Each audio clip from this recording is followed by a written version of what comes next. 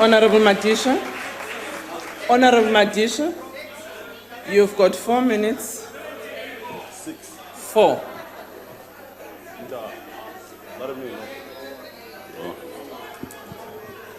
Thank you, Chairperson. We face an unprecedented national crisis that calls out for a return to the rule of law, a capable state, public accountability, and economic growth.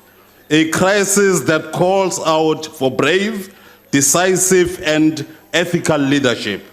Leadership behind which we can all galvanize as a nation to pick us up from the morass and despair that we find ourselves in.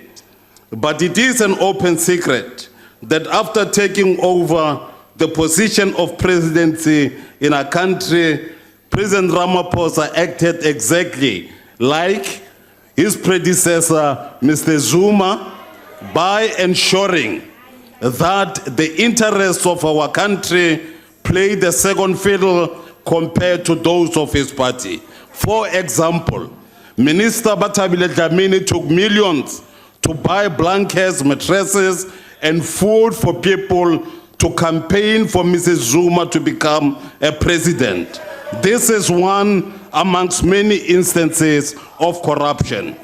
Chairperson, when the president failed to reduce the size of the cabinet, when he failed to fire those ministers implicated in state capture, when he failed to implement the... Honorable Madisha, can you take your seat, please? There's a point of order. What's the point of order, Honorable Member? According to Rule 85, it is wrong, very sure, it is wrong of Honorable Madisha to imply that to cast aspersions. So I will suggest that Honorable Madisha withdraws. Honorable Member Madisha, in your intervention, a point of order has been made that you cast aspersion on Minister Bathabile on the statement that you made. If you want to make that statement, you need to... Let me not waste time, but go on. I withdraw that. You withdraw. Okay.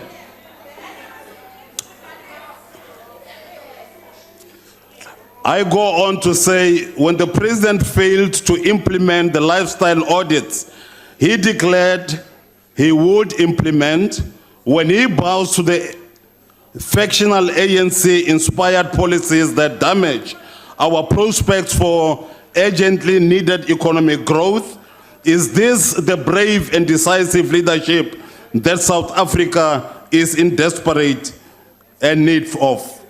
It is clear to cope that President Ramaphosa is mired in a quicksand. He is restricted as to what he can and cannot do. The more he tries to move in the best interest of the nation, the deeper he sinks into the quagmire of corruption, factionalism, and fragmentation that characterizes the ANC of today. Chair, the governance of our state is characterized by a lack of accountability, malfeasance, and corruption. Our towns and cities are burning in the face of a failing service delivery. Our municipalities and provinces are dysfunctional and bankrupt.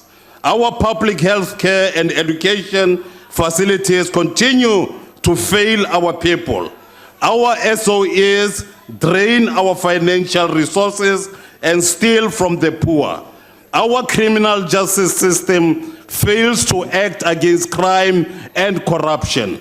Our country wallows in the rampant unemployment and rising poverty in the face of a stagnant economy and a growing deficit. Our people are restless. Can we therefore say that there is progress? As COPE, we say there is nil, nothing at all. And therefore, a lot has got to be done. And we call on the people of South Africa to to look at this and say we rise against this lack of delivery, this lack of not going forward, and therefore say we cannot really, Tshwarelo Bamsanda, we cannot agree with this. It is on.